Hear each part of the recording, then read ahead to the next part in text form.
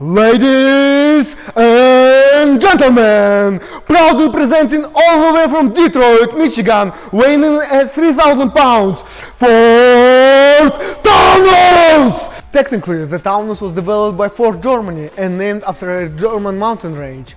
This particular model is Taunus Cortina, or TC. But it's not just regular Taunus, it's fastback coupe, the first and only of its kind. Even in the United Kingdom, the Cortina MK3 model, which was based on TC, was never made as an fastback coupe. So for us to find such gem of muscle car here in Kazakhstan was stroke of luck. In fact, BRN Motor started with this beast. And as homage to Ford, we would like to tell you a little bit of history of this legendary car brand. Are you ready? Let's do it!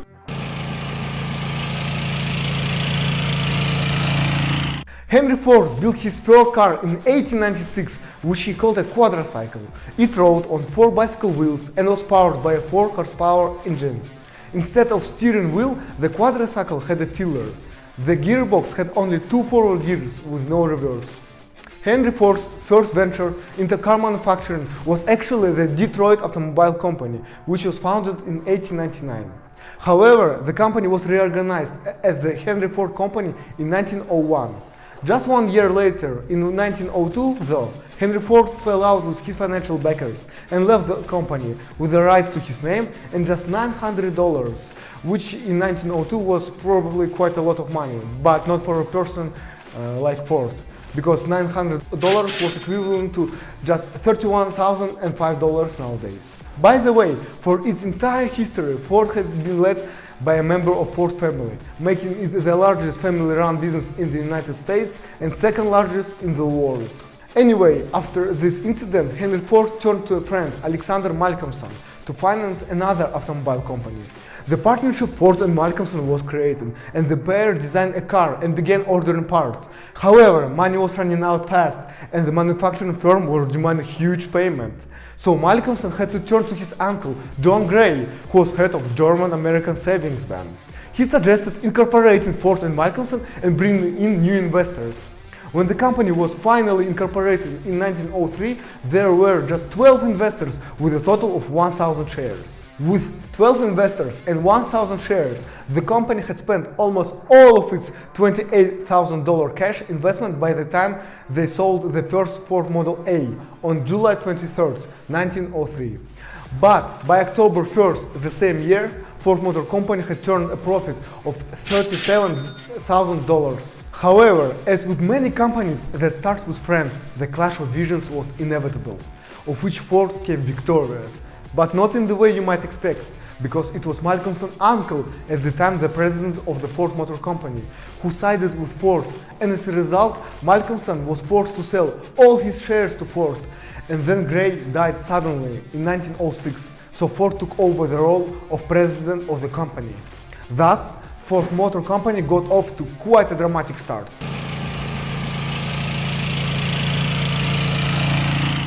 The Ford Model A, which we've mentioned before, was produced in 1903, and for a while Ford cars were simply named chronologically. The Ford Model K was the company's first 6-cylinder model and was known as the gentleman's roadster, and was going for considerably more than other cars available at the time. The Model K was sold for $2,800, compared to the H40 at $2,000. The Oldsmobile Runabout was selling for just $650, and the Success was going for only $250.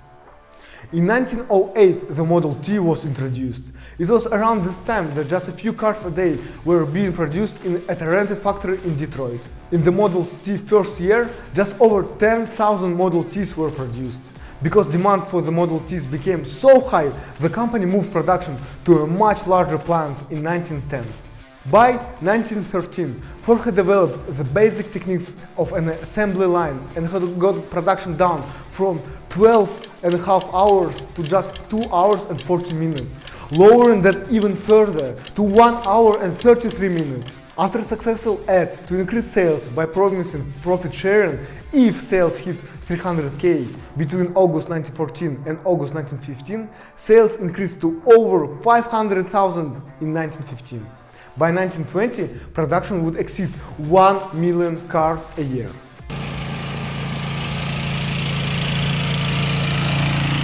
Ford didn't stay a domestic company for long, and it was actually in 1904 that they achieved international status with the founding of Ford of Canada. However, it was in 1911 that the company really started expanding worldwide. They opened factories in Ireland, England, and France in 1917. Denmark, Germany, Austria, and Argentina soon followed. Factories were also opened in Japan, South Africa, and Australia by 1925, so all over the world. By 1920, Ford had increased its production to industrial levels and was producing 50% of the cars in the United States and 40% of all British ones. In fact, half of the cars in the United States were Model Ts. The First World War impacted many car manufacturers, and Ford was no different. Interestingly, in 1915, Henry Ford went on a peace mission to Europe with other pacifists to try and stop World War I. This subsequently led to Henry Ford himself becoming pretty popular. Anyway, though Henry Ford was a pacifist, he did eventually support the war effort, and the Model T became the underpinning for Allied military vehicles such as the Ford 3-ton M1918 tank and the 1916 ambulance.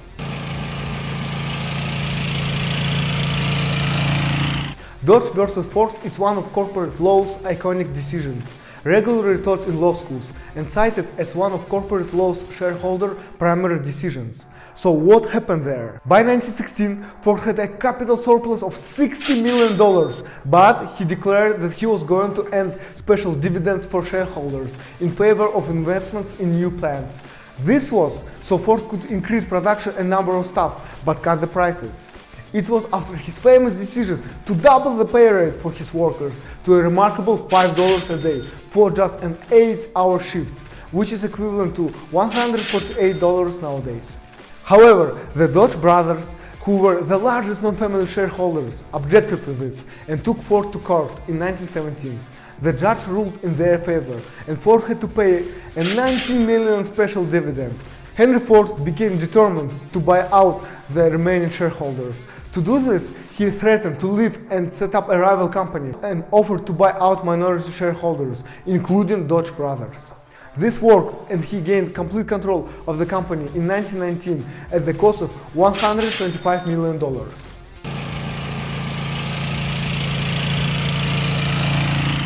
Of course, it wasn't long before the Wall Street crash hit and the Great Depression began. Like pretty much all businesses at that time, Ford had to lay off workers and scale back production. Henry Ford did help a small number of families with loans and parcels of land to work on, but it was just a drop in the ocean in solving problems, and eventually the Ford Hunger March was held. On March 7, 1932, some 3,000 to 5,000 unemployed workers marched to Ford's River Road plant to deliver a petition demanding more support. Unfortunately, the protests turned ugly and police used tear gas. The protesters were sprayed with icy water from fire engines. It escalated even further, and the police and plant security guards ended up firing at unarmed protesters. As a result, 4 men were killed outright, a 5th died in hospital, and up to 60 more were seriously injured.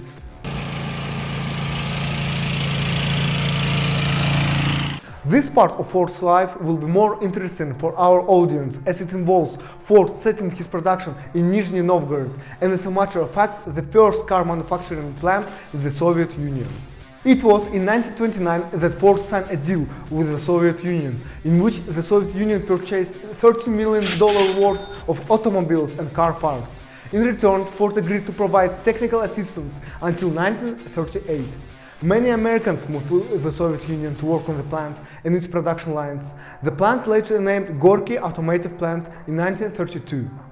Most workers left after the plant was complete, though the few that stayed ended up being victims of Stalin's Great Terror. They were either shot or exiled to Soviet gulags. The factory ended up producing the Ford Model A passenger car, called the Gas A, and light truck, the Gas AA. Both of these were for military use immediately.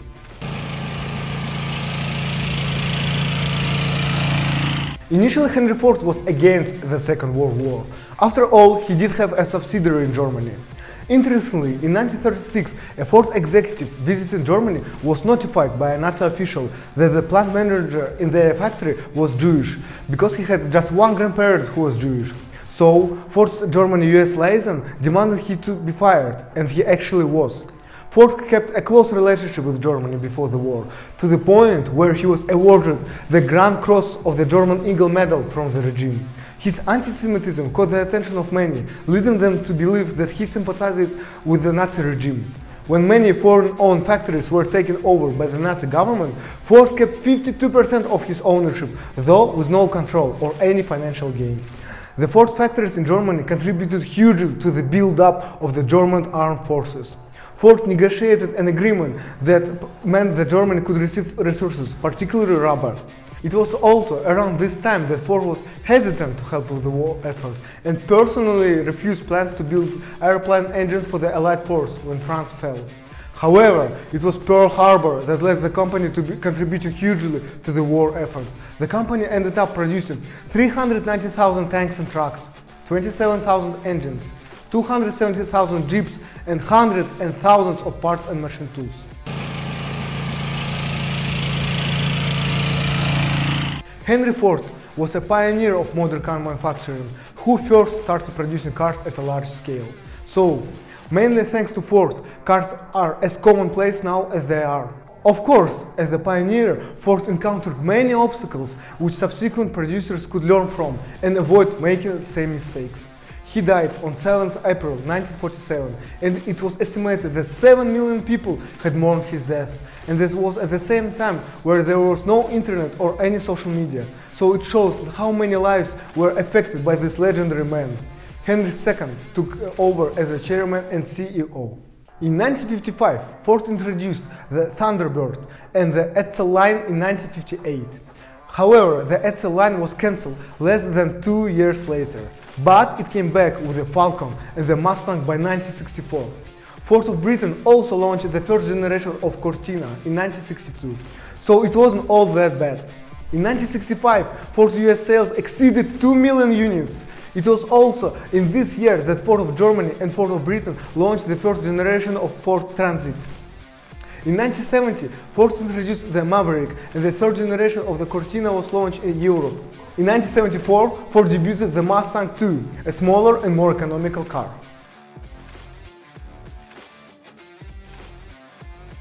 The Ford Fiesta was launched in 1976 by Ford of Europe. It was imported from Europe into the US market in 1978 and was launched into the economy segment. However, it was discontinued in 1981. In 1979, Ford acquired a 25% stake in Mazda, and in 1981, the third generation Escort won European Car of the Year for the first time. The following year, the Cortina was replaced with the Sierra after 20 years. Ford increased their stake in Mazda after it was having trouble in 1996. When did Ford acquire Aston Martin? Ford acquired Aston Martin Lagonda in 1987, the same year Henry Ford II died. In 1989, Ford also acquired Jaguar. It was also the same year that the third generation Fiesta became the fastest selling Fiesta to date, selling 1 million units in less than 2 years. The third generation Ford Mondeo was launched in 1992 and was the first product of the global CDW27 platform. It launched in Europe in 1993 and was also announced the American derivatives, the Ford Contour and the Mercury Mystique. The Ford Focus replaced the Escort in 1998 and became one of the best-selling cars in the segment and launched in the United States for the 2000 model year. In 1999, Ford acquired Volvo car division from Volvo and later sold it to Geely Automobile in 2010. It purchased Land Rover in 2000 from BMW. The same year, the Escort was discontinued in Europe. The next part will be more relevant to our own company, BRN Motors. So, Ford produced the Ford Ranger electric vehicle in 1996 with lead-acid batteries, regenerative braking, and a 700 pounds payload rating. The Ranger EV was a forerunner to today's electric vehicles and hybrid energy systems. To mark the 100th anniversary, the Ford GT is released, along with centennial editions of some Ford vehicles. The Ford Escape was launched in 2004 and was the first petrol-electric hybrid SUV. The following year, in 2005, the Mustang was redesigned to look reminiscent of the 1960s model. In 2007, Ford sold Aston Martin and announced plans to sell Jaguar and Land Rover, and actually sold them to Tata Motors in 2008. Ford stock saw its worst trading day on November 19, 2008. At that time, Ford was trading at less than $2 a share. It seemed like the company is going to go under, but just a few days later, Ford saw its best trading day ever. On November 26, 2008, shares of Ford surged 22.79% after news broke that the US government would spend $7 trillion to bail out all strategic industries for the economy. So the F index quite literally made a U-turn with the highest relative share price increase in the history of the company. One can call it a business world upset, like in the fight between Pat Perry and Sheikh Congo.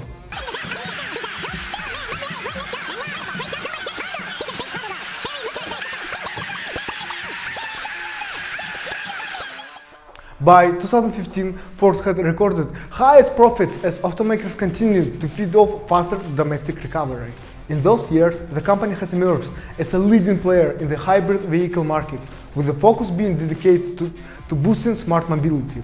This has required greater capital expenditure and investment, which has eaten into corporate profits. In 2018, the company expanded its mobility unit by acquiring two transportation software companies, Automatic and Translog.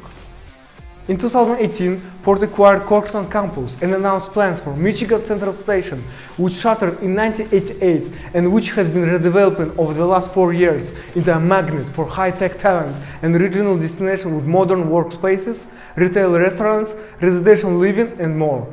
Ford plans to open doors to the newly renovated Michigan Central Station in 2023. Ford debuts the all-electric Mustang Mach-E in 2019. For the first time in 55 years, Ford is expanding the Mustang lineup with all-electric Mustang Mach-E SUV joining the sports coupe, convertible and special editions. Ford launched the all-electric E-Transit. In May 2021, Ford announced the 2022 E-Transit battery electric cargo van with 3,800 pounds cargo capacity, which is around 1,700 kilos, 67 kilowatt per hour battery, and 126 miles range, which is equivalent to around 203 kilometers. The E-Transit began production in Ford's Kansas City assembly plant in November 2021. Ford reveals the truck of the future, the all-electric F-150 Lightning 2021. F-Series, America's best-selling truck for over 40 years, charged into the future with the F-150 Lightning, elevated by the all advantage of electrification and packed with connected technology.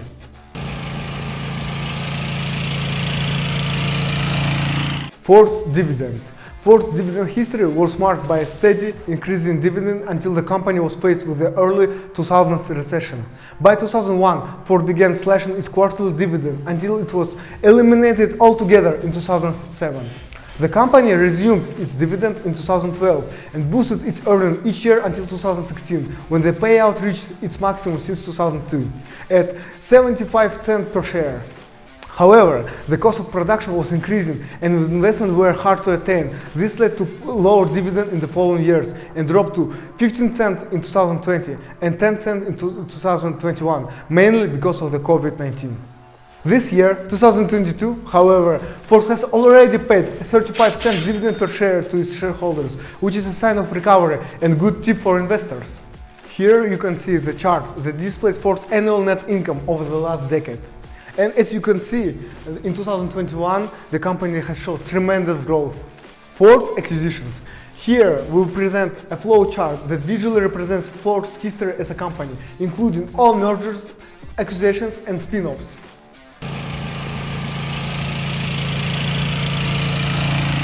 The bottom line. With over 100 years of history, Ford remains to be one of the most well-known automobile brands in the world. As a car company, Ford has completely transformed the manufacturing industry. Although the company was hit hard by the financial crisis in 2008 and COVID, Ford has shown perseverance with its turnaround story. The company's recent emphasis on fuel efficiency and smart vehicles gives more confidence for a bright future, despite economical and political instabilities in the world right now. Ford had the fourth largest market share, with 5% of the world total, just 0.3% behind Honda, according to the last year reports.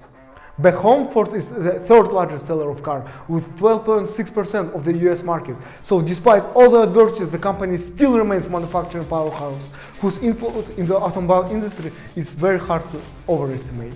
So were you inspired by the story of such legendary man and his great company? I surely was.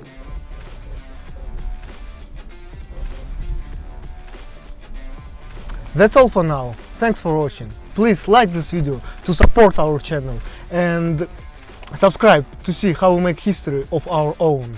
See you guys!